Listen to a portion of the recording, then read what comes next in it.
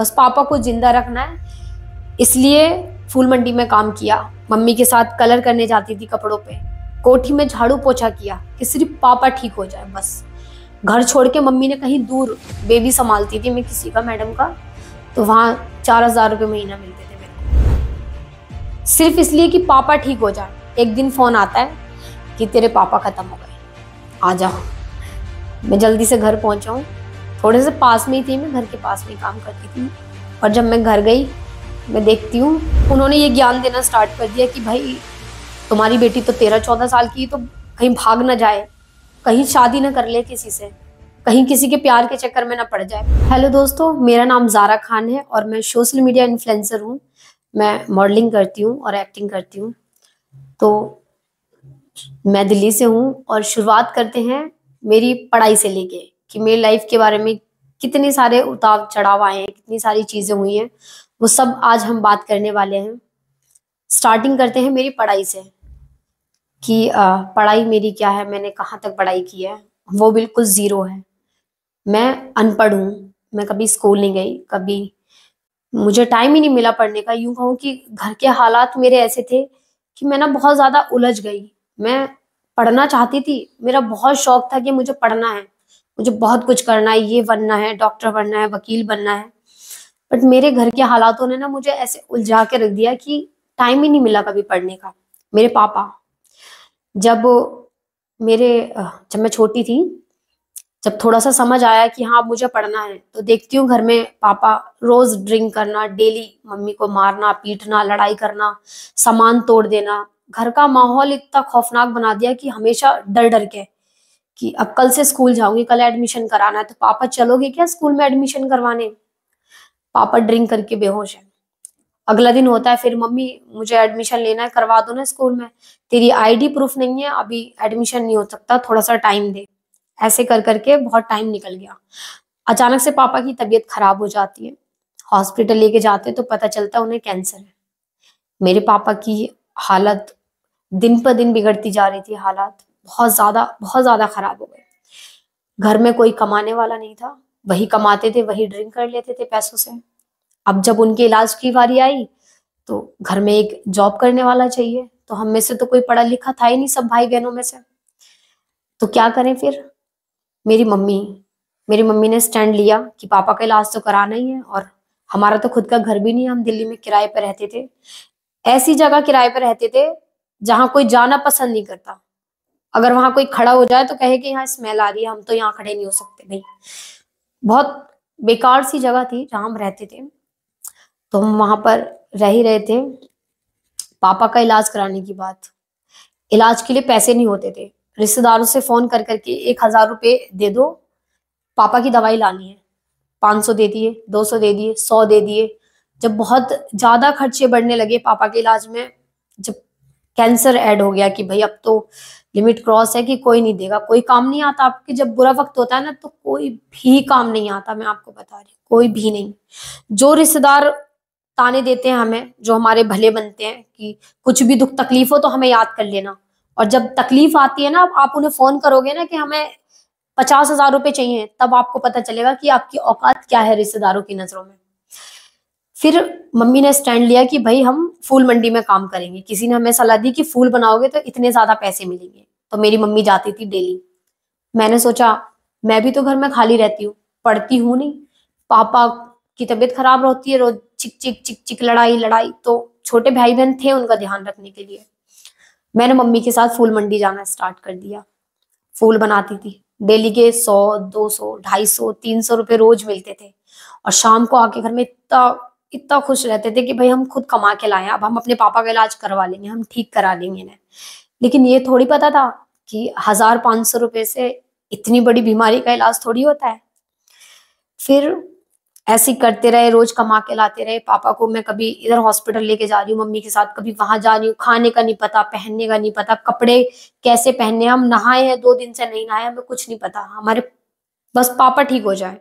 वो ड्रिंक करते हैं, वो मम्मी को मारते हैं, वो हमें मारते हैं, हम पे शक करते हैं छोटी सी एज में। कोई बात नहीं, बस पापा है ना, पापा तो घर का मजबूत सा सहारा होता है, तो पापा होने चाहिए। बस पापा को जिंदा रखना है, इसलिए फूल मंडी में काम किया। मम्मी के साथ कलर करने जाती थी कपड़ों पे। कोठी में झाड़ू पोछा किया कि सिर्फ पापा ठीक हो जाए बस।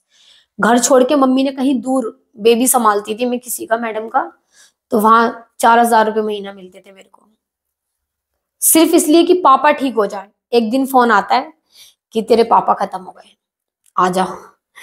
मैं जल्दी से घर पहुंचा। थोड़े से पास में ही थी, मैं घर के पास में ही काम करती थी। और जब मैं घर गई, मैं देखती हूँ मेरे पापा ऐसे ऐसे, मेरे पापा के हाथ ना ऐसे ऐसे अकड़ गए थे बिल्कुल। इतनी ज्यादा दवाई खाते थे, फिर ड्रिंक करते थे कंटिन्यू। पता चला पापा खत्म हो गए, जिनके लिए हम इतनी मेहनत कर रहे हैं, मैं, मेरी मम्मी, मेरे छोटे छोटे भाई बहन, खत्म हो गए। फिर मम्मी ने बोला कि अगर ये इनकी बॉडी स्ट्रक्चर ऐसे टेढ़ा हो गया, अगर हम इनको सीधा नहीं करेंगे ना तो लोग हम पे इल्जाम लगाएंगे हमने इनसे परेशान होकर इनको मार दिया। तो मैंने अपने पापा की ऐसे छोटी सी एज में टेढ़े हुए भी हाथ उनके ऐसे सीधे करे। उनकी हड्डियों में से आवाज आ रही थी लेकिन मैंने सीधे करे। क्यों? कोई मेरी मम्मी पे इल्जाम न लगाती कि भाई हम इनसे परेशान हो गए थे इनकी बीमारी से, तो हमने इनको मार दिया। सब रिश्तेदारों को मैं फोन करती हूँ, पढ़ी लिखी नहीं हूँ मैं बिल्कुल भी। मैं किसी से बोल बोल के ये वाला नंबर इस पे मिला दो, ये वाला नंबर मिला दो, रिश्तेदारों को बुलाना है। आंसू आ रहे हैं, रोना चाह रही हूँ बहुत सारा, पर रो नहीं पा रही हूँ मैं। क्यों? क्योंकि छोटे छोटे भाई बहन, अगर मैं रोऊंगी तो वो पागल हो जाएंगे मुझे देख के। तो मैं रिश्तेदारों का फोन मिलवा रही हूँ और किराएदारों से कह के कि भैया मेरे बुआ को फोन कर दो, मेरी चाची, ताई, मामा, मामी, सबको फोन करो। सबको बुलाया, आगे देखते हैं। सब लोगों ने हमारा बहुत साथ दिया, रोए, अच्छे से बात की, बहुत सहारा दिया कि हम हैं, टेंशन मत लो तुम, हम हैं ना, सब ठीक हो जाएगा। इधर पापा को लेके जाते हैं, उधर सारे रिश्तेदार धीरे धीरे जाना स्टार्ट। जो रिश्तेदार बोल रहे थे ना, रिश्तेदार की हम हैं, कुछ भी होगा तो हमें बताना। पापा के घर से निकलते ही उन लोगों की ये वाली बात स्टार्ट हो गई कि तुम्हारी लड़की के बारे में सोचो, अब तो वो 13-14 साल की हो गई है, और अगर तुम्हारा बड़ा बेटा भी नहीं साथ रहता है, मेरा बड़ा भाई है, शादी करके हमेशा से बाहर सेटल हो गया अपनी वाइफ के साथ, उसकी अलग सी फैमिली है। उन्होंने ये ज्ञान देना स्टार्ट कर दिया कि भाई तुम्हारी बेटी तो 13-14 साल की, तो कहीं भाग ना जाए, कहीं शादी ना कर ले किसी से, कहीं किसी के प्यार के चक्कर में ना पड़ जाए। भाई मेरी मम्मी मासूम है, उनको भी लगा कि हाँ भाई कहीं शादी कर देते हैं बेटी की, ठीक है। मैंने अपनी मम्मी से बात की कि छोटी सी एज में इतना सब देख लिया ना कि मतलब बहुत स्ट्रांग हो गई हूँ मैं, बहुत सारी बात करनी आ गई है मुझे। मैं अपनी मम्मी से बात करती हूँ कि भाई शादी नहीं करनी, शादी करना हल नहीं है, अभी मेरी होगी फिर छोटे भाई बहन है वो रह जाएंगे, मैं तुम्हारे साथ मिलके काम करूंगी। मैंने मेरी मम्मी के साथ वही अपना फूल का काम स्टार्ट करा परमानेंट। 5 किलोमीटर रोज मैं पैदल चल के वापस आती थी लाडू सराय से अंधेरिया मोड़ के लिए, कि भाई मुझे पढ़ना है, अगर पढ़ना नहीं है तो मैं सिलाई सेंटर मैंने ज्वाइन कर लिया था गवर्नमेंट का, कि भाई मुझे सिलाई सीखनी है। डेली वहां से पैदल आती थी, सिलाई सीखती थी, 1 घंटे की क्लास ली, फिर वापस मैं वहीं पैदल जाती थी कि मम्मी के साथ वापस आना है। सुबह 5 बजे जाती हूँ मैं, न ठंड देख रही हूँ, न गर्मी देख रही हूँ, न भूख न प्यास। फिर वापस आ रही हूँ, 1 घंटे की क्लास ले रही हूँ सिलाई की, फिर उसके बाद फिर फूल मंडी वापस जा रही हूँ कि मुझे मम्मी के साथ काम करना है, और फिर शाम को फिर हम वापस आ रहे हैं। हमारे घर के हालात बिगड़ते ही जा रहे थे। सुधार कैसे हो सकता है जिसकी 200-300 रुपए डेली की कमाई हो, और छोटे छोटे भाई बहन उनको पढ़ाना है, लिखाना है, फिर मम्मी की बीमारी रहती है, एज हो रही है उनकी भी, बहुत ज्यादा बीमार रहती है।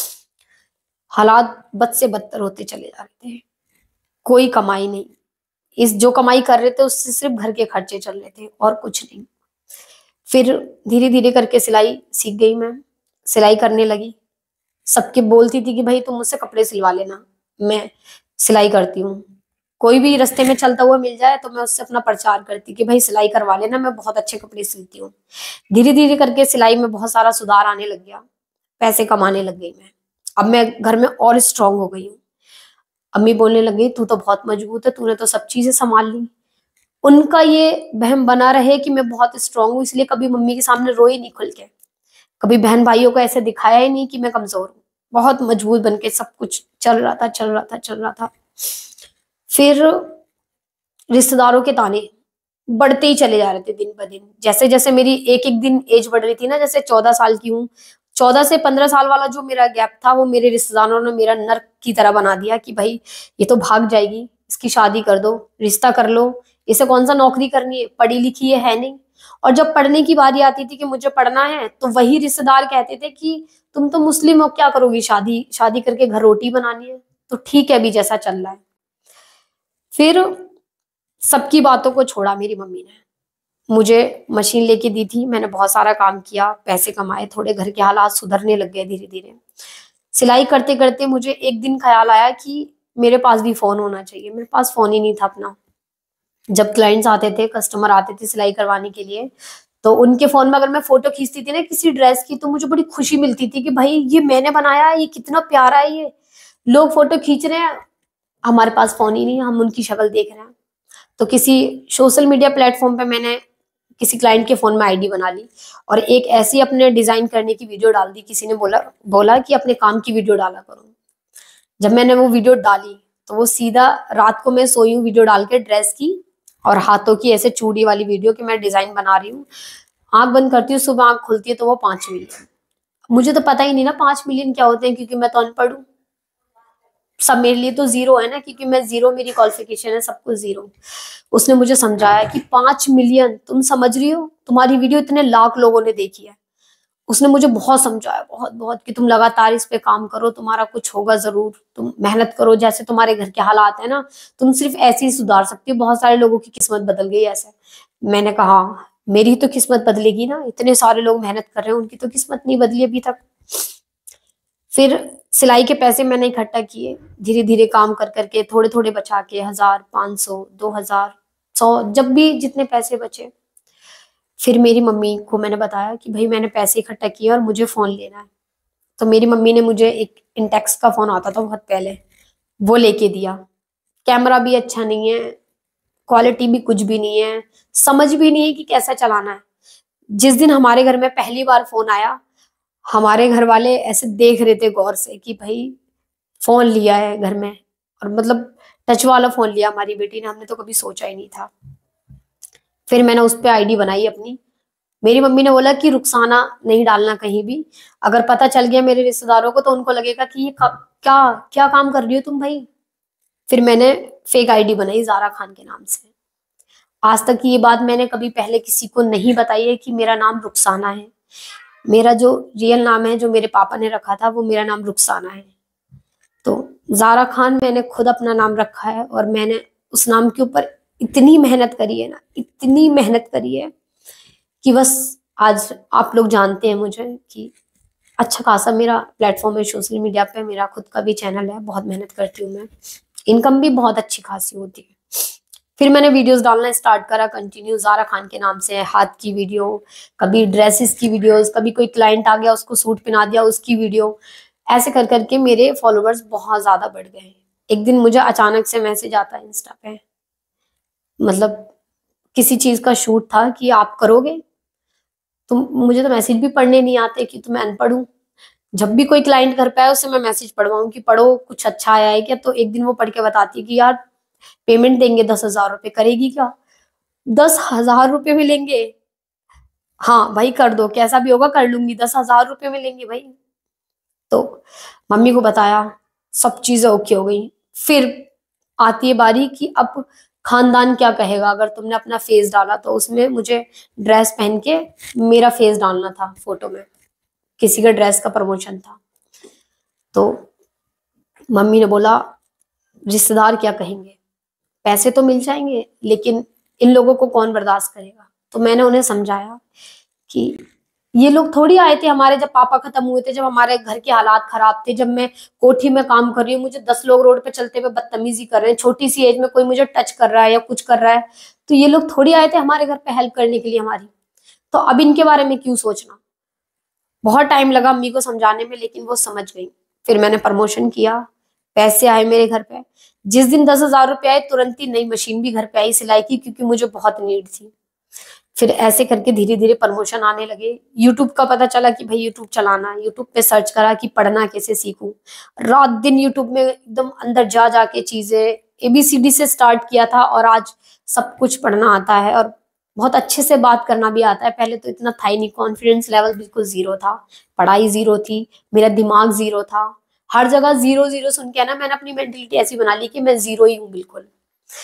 और अब काम आने लग गया मुझे अदर प्लेटफॉर्म से, 2000, 4000, 5000, 10,000। फिर सिलाई में थोड़ा सा कम मन लगने लगा क्योंकि मुझे अब पैसे मिल रहे सोशल मीडिया से। फिर मैंने जब मैसेज करना आ गया, पढ़ना आ गया, तो मैंने लोगों को मैसेज करना स्टार्ट करा नई नई आइडियो पे, जिनका थोड़ा फेम देखे कि सर कोई भी काम हो तो मुझे बताना, कोई भी काम हो मुझे बताना। एक दिन शेख चिल्ली जी का रिप्लाई आता है मेरे पास कि भाई इंटरेस्टेड हो काम करने में, रुखसाना बनना है। तो मैंने एकदम से हाँ कर दी कि हाँ भाई मैं करूंगी। तो मैं उनके पास गई, मैंने काम किया। इससे पहले मैंने पहली बार, नवीन चौधरी डायरेक्टर जी हैं, तो मेरी सिस्टर बस में जा रही थी, ट्रेवल कर रही, तो सर ने बोला कि आप एक्टिंग करने में इंटरेस्टेड हो? तो मेरी सिस्टर ने बोला कि मैं नहीं हूँ, बट मेरी बहन है जो कर लेगी। तो उनके साथ मैंने एक कवर सॉन्ग किया था। उसके बाद मैंने कोई काम नहीं करा, मैं अपने घर थी। फिर पहली बार मैंने शेख चिल्ली जी के साथ काम किया। फिर लोग पहचानने लग गए, इज्जत देने लग गए। मैं बुर्खा पहन के निकलती थी पहले घर से। स्टार्टिंग में मेरी अम्मी से कोई पूछता था, नहीं ये कहाँ जा रही है बैग लेके? तो मेरी अम्मी बोलती थी कि ये अपनी बुआ के घर जा रही है, ये नानी के घर जा रही है घूमने के लिए। ऐसे कर करके 1-2 साल हो गए मुझे इस लाइन में। मैंने पैसे भी कमाना स्टार्ट कर दिया, लेकिन वो बुर्खा और वो बैग हाथ में जब भी मैं लेके निकलूं तो लोगों के ताने, फिर जा रही हो, अब क्या करने जा रही हो, तुम बड़ा घूमने जाती हो, तुम्हें और कोई काम नहीं है क्या? फिर लोगों को पता चलने लग गया कि भाई ये लड़की वीडियो शूट करने जाती है बाहर, इसे लोग बुलाते हैं तो ये काम करने जाती है। फिर उनके ताने, ये जो बातें थी नॉर्मल सी, ये अब ताने में बदलने लग गई कि यही तो बनेगी हीरोइन।